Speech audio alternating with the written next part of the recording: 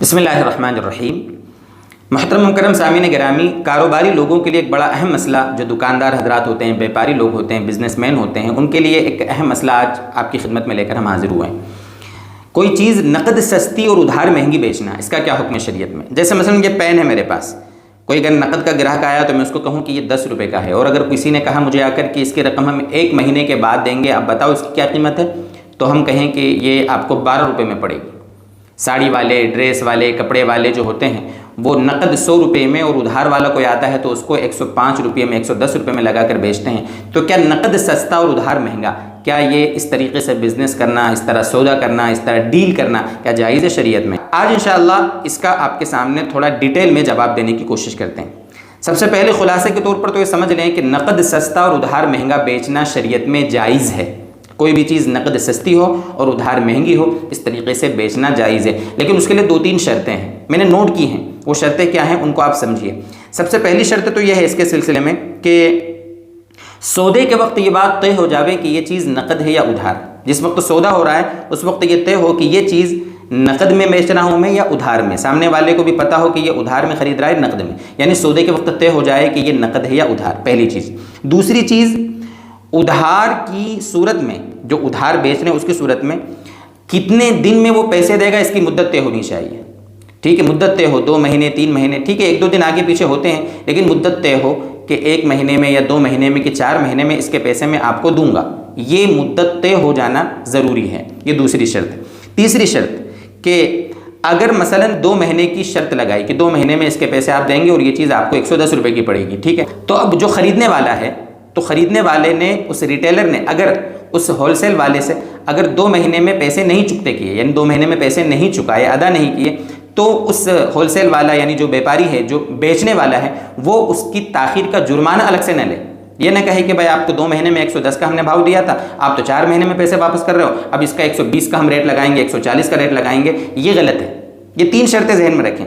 سودے وقت بات طے ہو جاوے کہ یہ نقد یا ادھار، ادھار کتنے دن میں دینا ہے یہ مدت طے ہو، اور جتنی مدت طے ہوئی اس سے مزید اگر کوئی تاخیر کرے تو اس میں کوئی جرمانہ نہیں ہونا چاہیے، اس کی کوئی پینلٹی نہیں ہونا چاہیے، یہ ہے شرطیں۔ اچھا، یہ جو چیز ہے نا، یہ جو خریدار ہے اور بیچنے والا ہے ان کے درمیان یہ طے ہو جاتا ہے اور دنیا میں ایسا معاملہ ہوتا ہے، لیکن اسی کی وجہ سے بہت سے لوگ کیا سمجھتے ہیں کہ بینک سے، جو شو روم سے گاڑیاں خریدتے ہیں نا، 4 ویلر خریدنا ہو، 2 ویلر خریدنا ہو، تو اگر کیش میں لاتے ہیں، مثلا کوئی 2 ویلر آپ کیش میں لا رہے ہو تو وہ 80,000 کی ہے، ٹھیک ہے 80,000، اور اگر وہی آپ قسطوں میں لیتے ہیں تو وہ آپ کو 90,000 90,000 یا 1 لاکھ روپے تک آتی ہے، تو کیا وہ بھی جائز ہے؟ لوگ میرے اس سوال سے غلط فہمی میں مبتلا ہو کر وہاں بھی سمجھ لیں گے کہ وہ چیز جائز ہے۔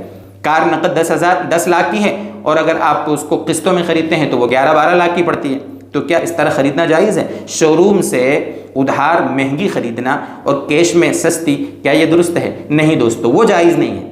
بھئی کیوں جائز نہیں ہے؟ بہت سے لوگ سوچ رہے ہوں گے جائز کیوں نہیں ہے؟ جائز اس لیے نہیں ہے میرے دوستو کہ وہاں پر شو روم اور جو خریدار ہے ان دونوں کے درمیان معاملہ نہیں ہو رہا، بلکہ وہاں بیچ میں فائننس کمپنی آ جاتی ہے، بینک آ جاتا ہے، اس وجہ سے وہ جائز نہیں ہے۔ اور بینک کیا کرتا ہے کہ پیسے پورے ہمارے ادھر چکا دیتا ہے اور ہم سے وہ بیاج سمیت پیسے وصول کرتا ہے، چونکہ وہ بیاج کا مسئلہ آ گیا بیچ میں۔ اگرچہ ہم نے شو روم سے بات کی ہے، لیکن شو روم والا ہم کو نہیں بیچ رہا ہے وہ گاڑی تو ہمیں فائننس کمپنی بیچ رہی ہے، فائننس کمپنی بیچ میں آ گئی ہے، اس لیے فائننس کمپنی کے بیچ میں آنے کی وجہ سے یہ سب لفڑے ہو جاتے ہیں۔ اس لیے میرے دوستو، کہیں بھی کسی بھی چیز کو حرام نہیں کرنا چاہیے اور کسی بھی چیز کو حلال بھی نہیں کر دینا چاہیے۔ شریعت میں جو جاننے والے ہیں ان سے پوچھنا چاہیے۔ لوگ دھڑلے سے فتوے دے دیتے ہیں، ادھر سے کوئی چیز آئی ادھر شیئر کر کے مزے لیتے ہیں کہ دیکھو ہم نے ایک نئی چیز گروپ میں شیئر کر دی، نئی چیز لوگوں کو بتا دی۔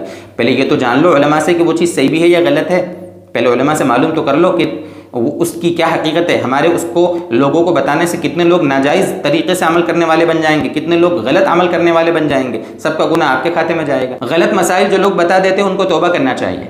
میں نے آپ کے سامنے موٹی باتیں اس سلسلے میں بتانے کی کوشش کی۔ مزید اگر کوئی ایسی شکل ہو، کوئی ڈاؤٹ ہو آپ کو، تو آپ کمنٹ کریں، اگر وہ آپ کا کمنٹ کام کا ہوگا اور اہم ہوگا، ضرور انشاءاللہ اس کا جواب دینے کی، جیسا ہمیشہ ہم جواب دینے کی کوشش کرتے ہیں، اگر صحیح کمنٹ ہوتا ہے تو انشاءاللہ اس کا بھی جواب آپ کو دیں گے۔ اور پھر بھی اگر کوئی ایسی بات ہو جو سمجھ میں نہ آئی ہو تو اپنے مقامی جو معتبر مستند علماء ہیں ان کے پاس بیٹھ کر آپ بات کو سمجھیے۔